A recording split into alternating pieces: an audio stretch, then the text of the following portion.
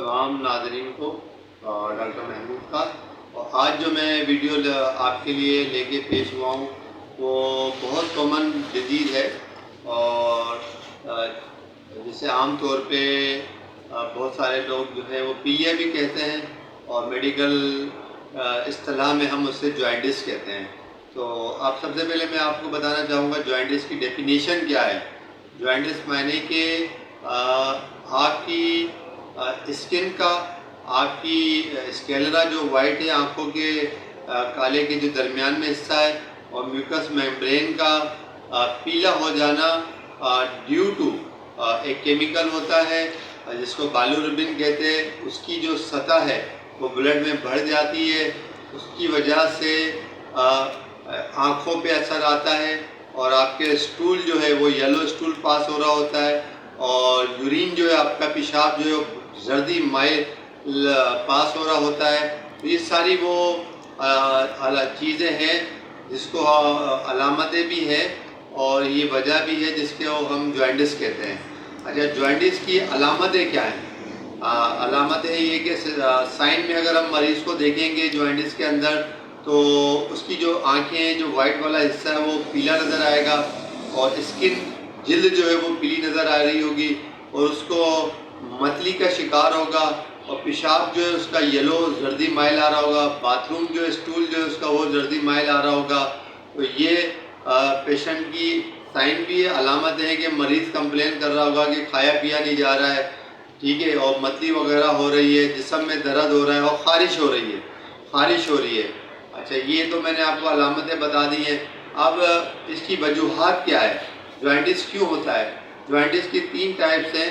एक जो है वो प्री हेपेटिक है, यानी कि उसमें जिगर इन्वॉल्व नहीं होता है, वो ब्लड की कमी की वजह से या कोई ब्लड डिसऑर्डर की वजह से या मलेरिया में भी जॉइंटिस हो जाता है जिसकी वजह से रेड ब्लड सेल तेज़ी से टूटते हैं और उनमें से जो केमिकल रिलीज़ होता है बाइलोरुबिन वो जिगर में आके जमा हो जाता है, फिर वो वहाँ पे स्वेलिंग भी क्रिएट कर देता है और वो वहाँ से एक्सक्रीट होता है यूरिन में और ब्लड में। उसकी वजह से उनकी कलर की चेंजेस नुमायाँ नज़र आती है।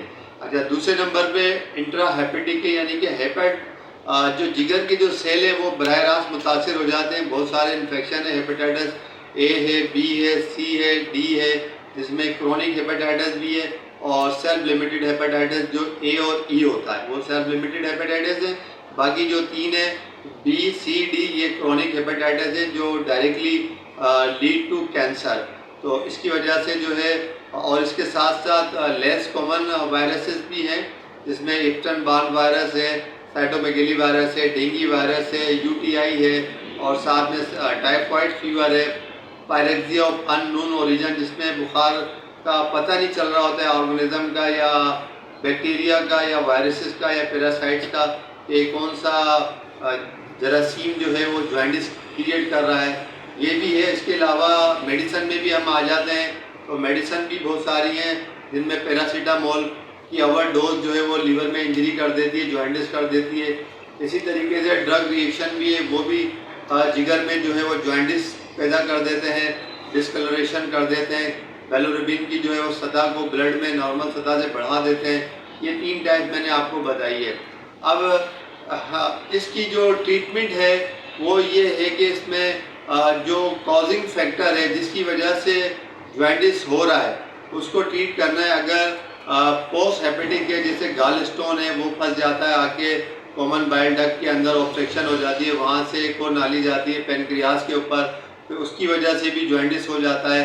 तो फिर सर्जिकल इंटरवेंशन हो जाती है, सर्जरी करवानी पड़ती है, ERCP वगैरह होती है तो उससे भी जॉइंटिस को दूर कर दिया जाता है। अगर ये पैरासाइट वायरस और बैक्टीरिया जितने भी मैंने नाम लिए इनकी वजह से हो रहा है तो इनको ट्रीट किया जाता है, ठीक हो जाता है। फिर बहुत सारी पैदाइशी बीमारियाँ भी, कंजेनाइटल डिसऑर्डर्स भी हैं जिसकी वजह से बाइलोरुबिन की सतह जो है वो बढ़ी रहती है, वो बहुत लेस कॉमन है।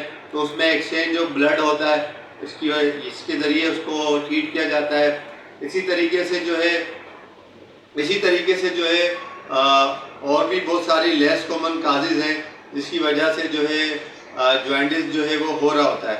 अब इसके अंदर हम ये देखेंगे कि अलामतें मैंने आपको बता दी है, जैसा कि ये अलामतें आती है, साइन भी बता दी है और ट्रीटमेंट हम इसमें यही होता है जो जो कॉज कर रही होती है उसको हमें ट्रीट करना होता है।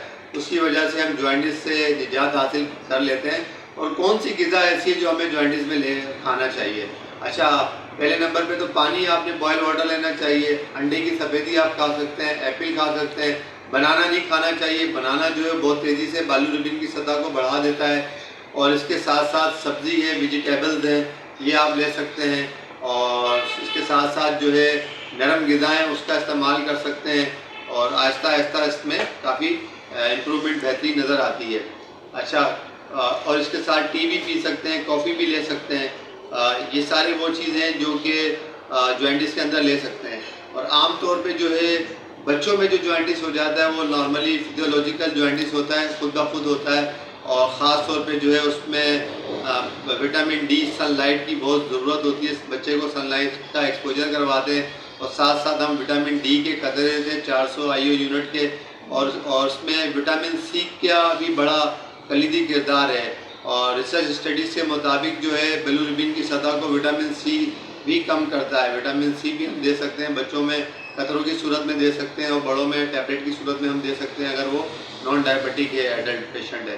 तो बच्चों के हवाले से फिर हम फोटोथेरापी भी कराते हैं। बच्चों को जो है वो इंक्यूबेटर में रखा जाता है। अगर बिलिरुबिन की सतह बहुत ज़्यादा बढ़ गई है तो सारी जो LFT जो है वो डीरेंज हो गई है, SGPT वगैरह, टोटल बिलिरुबिन बढ़ गया है, 10, 12, 13 पे आ गया है, तो फिर उस सूरत में पेशेंट को हॉस्पिटलाइज करके उसको फोटोथेरापी दी जाती है।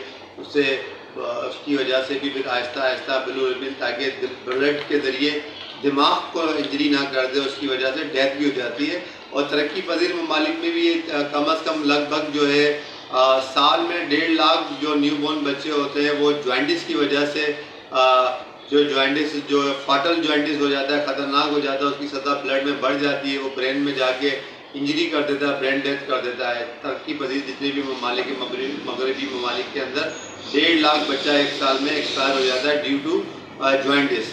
तो हमारे यहाँ भी ये है कि सनलाइट का फुकदान है।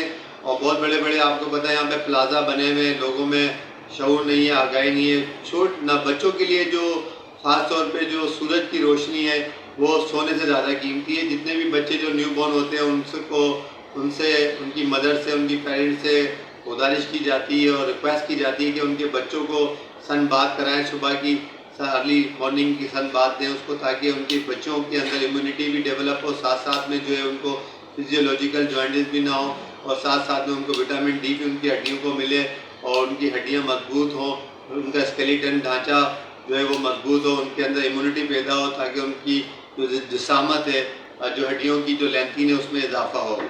तो उम्मीद करता हूँ कि आज की वीडियो कोशिश किया है कि इसमें, क्योंकि बहुत बड़ा टॉपिक है, कोशिश किया है कि इसको समराइज़ करके आपके सामने पेश करूँ। तो उम्मीद करता हूँ कि वीडियो ज़रूर पसंद आई होगी। अगर पसंद आई है तो इसको लाइक भी कीजिएगा और आगे शेयर भी कीजिएगा, और चैनल को सब्सक्राइब करना नहीं भूलिएगा। दोबारा फिर नई वीडियो के साथ पेश होंगे। जब तक के लिए डॉक्टर महमूद को दीजिए इजाज़त। अल्लाह हाफ़िज़।